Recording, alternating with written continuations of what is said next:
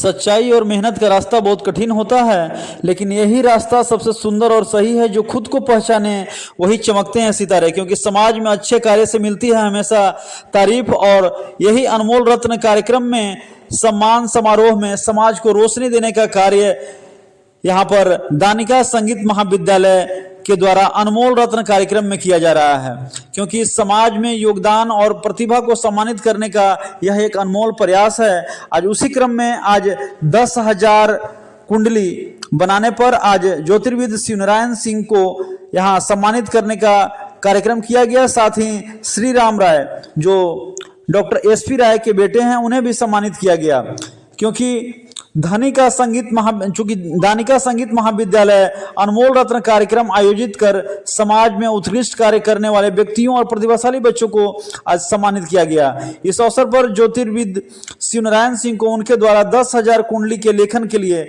सम्मानित किया गया। इसके अतिरिक्त डॉक्टर SP राय के बेटे श्री राम राय को उन्हें शिक्षा, लेखन और सामाजिक कार्यों के लिए सराहा गया। खासतौर से कार्यक्रम में दानिका संगीत महाविद्यालय के निदेशक डॉक्टर रविंद्र कुमार ने इन सम्मानित व्यक्तियों को बुलाकर उन्हें उनके योगदान के लिए पुरस्कृत किया और साथ ही उनसे पूछा। और श्री राम राय ने इस अनुभव को साझा करते हुए बताया कि वे किस प्रकार मेहनत, समर्पण और सच्चाई के साथ समाज में अपने कार्यों को पहचाना दे रहे हैं, और साथ में यह कार्यक्रम समाज में सकारात्मक बदलाव लाने के लिए प्रोत्साहित करने का एक महत्वपूर्ण कदम जो है वह साबित हुआ। और इस प्रकार यह जो अनमोल रत्न कार्यक्रम है इसमें उन्होंने क्या कुछ अपनी बातें बताई है, आइए आपको सुनवाते हैं। चला सनातनी तीर्थ प्रयाग, बांध कर गठरी सत्तू साग, चला सनातनी तीर्थ प्रयाग, रंग बिरंगे टेंट सजे हैं, भगवा ध्वज लहराता है, रंग बिरंगे टेंट सजे हैं, भगवा ध्वज लहराता है, संगम का पावन तट जहां कुंभ लग जाता है, संगम का पावन तट जहां कुंभ लग जाता है। बस एक डुबकी लेने से, बस एक डुबकी लेने से, बस एक डुबकी लेने से भूल जाते जीवन के दाग, चला सनातन तीर्थ प्रयाग, बांध के गठरी सस्तु साग। इंतजार में तेरे जवाब का रखा है फूल गुलाब का, आएगा जब खत तेरा भेजूंगा फूल गुलाब का, और मैना तेरे प्यार के काबिल है फूल गुलाब का, तुम चाहो तो छोड़ दो मुझको, मत फेंको फूल गुलाब का। स्वागत करती हूँ हमारे बहुत ही खास कार्यक्रम अनमोल रत्न में। अभी आपको पता चल चुका है कि इस कार्यक्रम का उद्देश्य क्या है। आज के हमारे जो मुख्य अनमोल रत्न हैं उनका नाम है शिवनारायण सर, जिन्होंने कई ज्योतिषी के क्षेत्र में 10,000 जन्म कुंडली का निर्माण किया। इसके लिए मैं जोरदार तालियां। मैं आपको बता दूं कि सर केवल ज्योतिषी ही नहीं, शिक्षक, एक बहुत ही अच्छे शिक्षक रह चुके हैं और इन्होंने शिक्षा का भी बहुत ही अच्छे से योगदान किया है। मैं चाहती हूं कि सर आप अपना जो परिचय है हमारे सभी दर्शकों को बताएं अपने बारे में। मेरा नाम तो आप सभी जान गए हो, शिवनारायण सिंह नाम है मेरा। देव प्रखंड के बगवारा गांव का निवासी हूँ।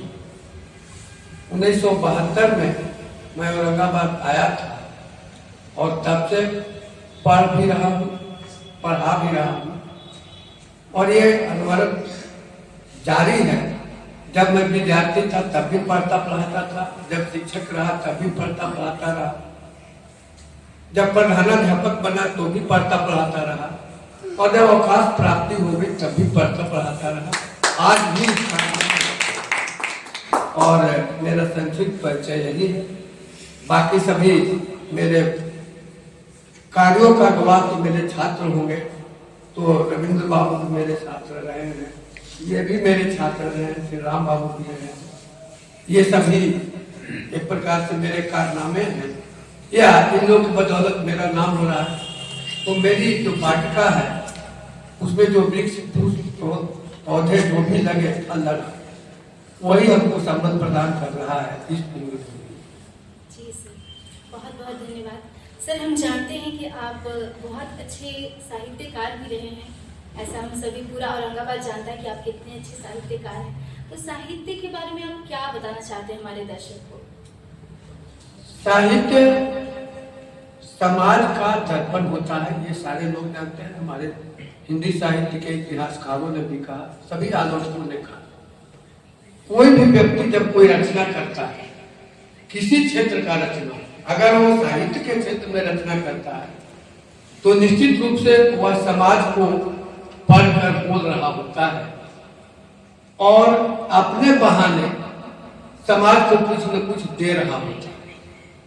और इन्हीं उद्देश्यों के साथ मेरे साहित्य के तो आदर्श रहे स्मृति शेष, मिथिलेश मधुकर जी, जो औरंगाबाद के दिनकर के नाम से प्रसिद्ध थे, और उन्होंने मुझे प्रेरणा दी कि कुछ लिखना चाहिए, क्योंकि जो कर रहे हैं वह तो आज के कल के अखबारों तक रहेगा, लेकिन जो लिखा हुआ रहा, जो रचनाएं रहेंगी, वह आगे की पीढ़ियों तक जाती रहेगी, उसका संदेश जाता रहेगा। और इसी उद्देश्य से मैं साहित्य की ओर प्रवृत्त हूँ और मैंने साहित्य के क्षेत्र में संस्मरण की विधा पर आधारित खुशबू जैसे लोग की रचना की। और बाद में चूंकि ज्योतिष से भी संबंधित रहा तो व्यवहारिक ज्योतिष, जिसमें हर व्यक्ति उसको पढ़कर कुछ न कुछ जान सकता है, सीख सकता है, इस प्रकार का व्यवहारिक संदेश देने का काम किया। रचनाएं जारी हैं और छपने के लिए धन्यवाद। बहुत बहुत धन्यवाद सर। हमारे दर्शक भी सोच रहे होंगे कि मतलब आप कैसे इतने अच्छे कलाकार भी हैं। एक हम सब जानते हैं कि आप एक बहुत अच्छे कलाकार हैं, एक बहुत ही अच्छे ज्योतिष हैं, शिक्षक हैं, तो मतलब इतनी सारी खूबी आप में मतलब कैसे आई? आपके कौन कुछ खूबी तो आती है माता पिता गुरु के आशीर्वाद से।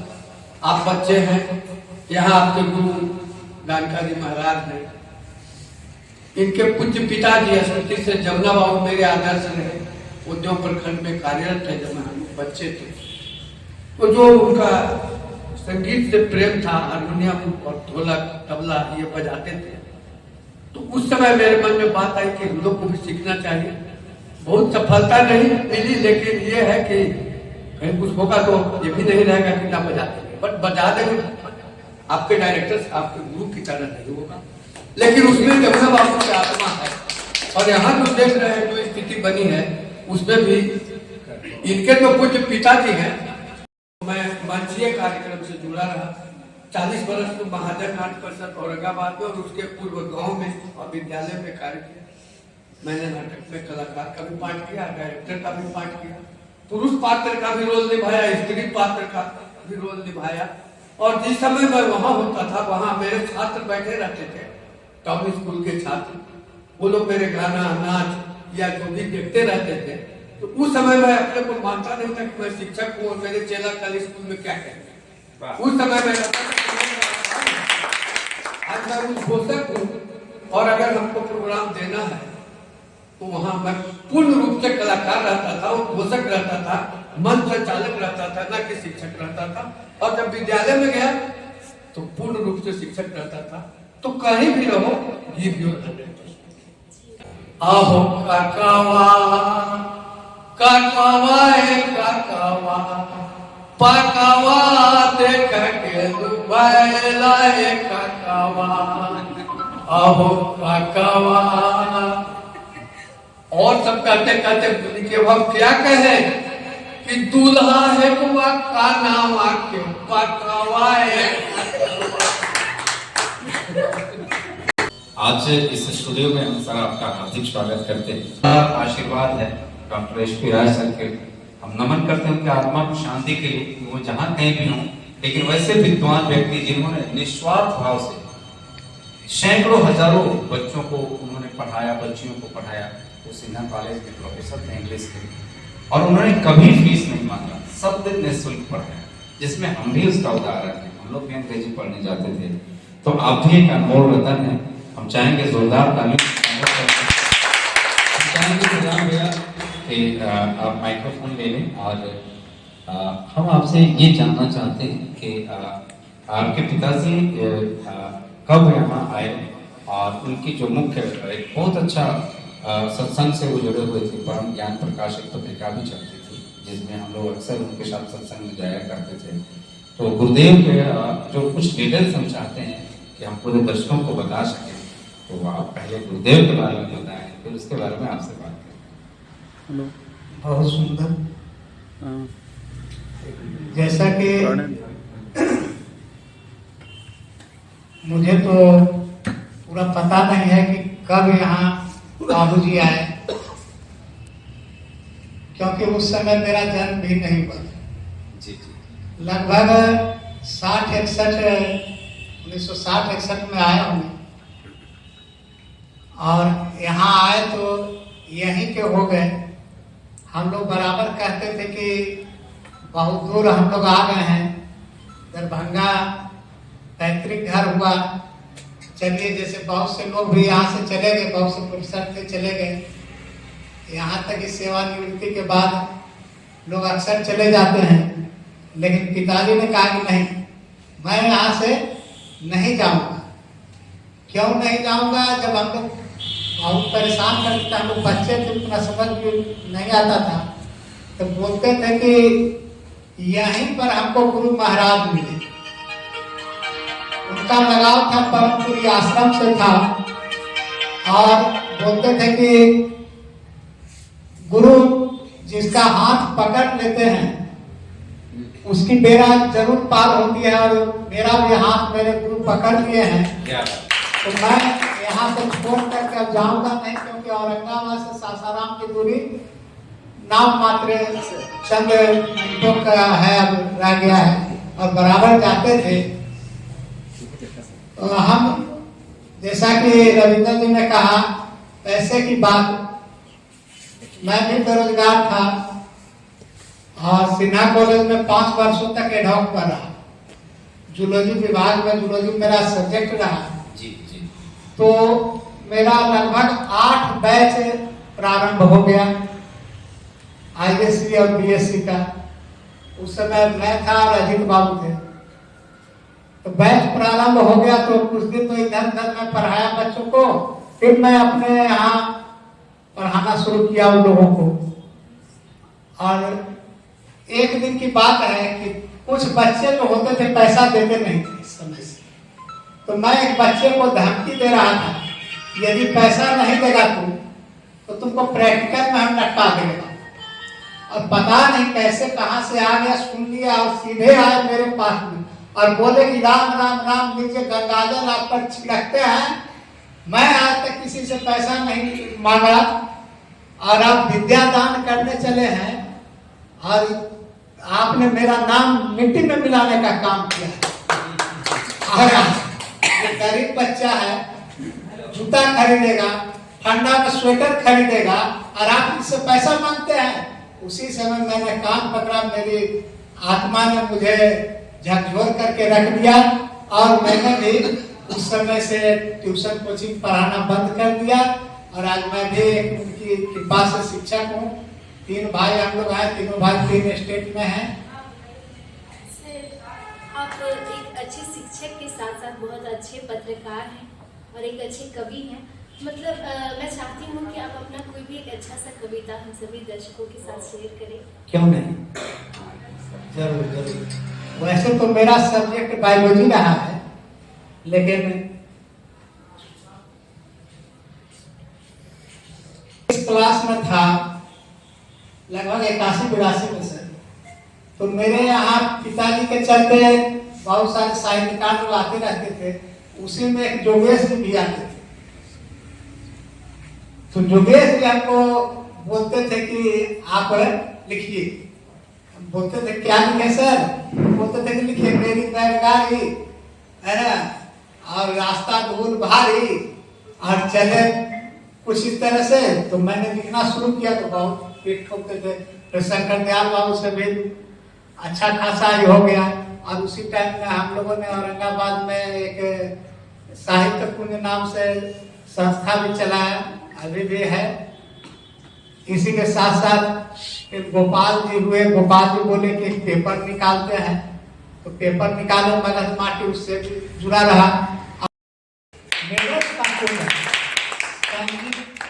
संगीत का संगीतकारों का यहाँ कुंभ लगता है, और इस कुंभ में आकर के मैं भी अपने आप को धन्य धन्य समझता हूँ।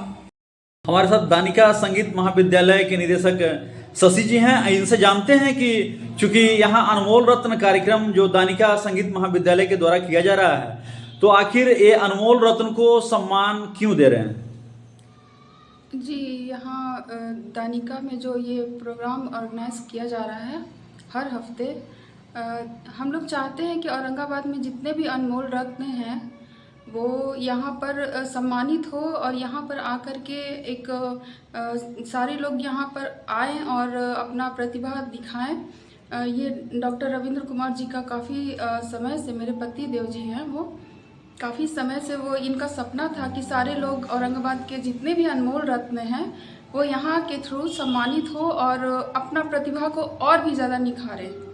एक महाकुंभ का भी समय चल रहा है और महाकुंभ के बाद जो है यह संगीत का महाकुंभ जिसमें अनमोल रत्नों को संग्रह किया जा रहा है, कैसा लग रहा है? बहुत अच्छा लग रहा है। सारे लोगों को बुलाया गया है, यहाँ पर सम्मानित किया गया है।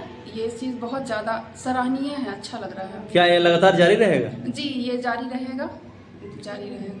तो ये थी हमारे साथ दानिका संगीत महाविद्यालय के निदेशक, जिन्होंने साफ साफ इसको दर्शाया है कि चूंकि बच्चे को यहाँ जो लगातार शिक्षा दी जा रही है संगीत के माध्यम से, उनको निखारा जा रहा है। उसके बाद सामाजिक स्तर पर जो लोग अच्छे काम कर रहे हैं समाज में, उन्हें भी निखारने का काम लगातार दानिका संगीत महाविद्यालय के द्वारा किया जा रहा है, जो डॉक्टर रविंद्र जी के मार्गदर्शन में ये जो है फल फूल रहा है। और उसी का नज़ारा जो है आज यहाँ देखने को मिला कि जो भी यहाँ प्रतिभान लोग हैं या बच्चे हैं या जो सामाजिक लोग हैं, उन्हें आज यहाँ सम्मानित किया गया। और यह जो सम्मान है निश्चित रूप से समाज में एक अच्छा प्रभाव छोड़ेगा और लगातार ये जो कार्यक्रम है इसको जारी रखेंगे।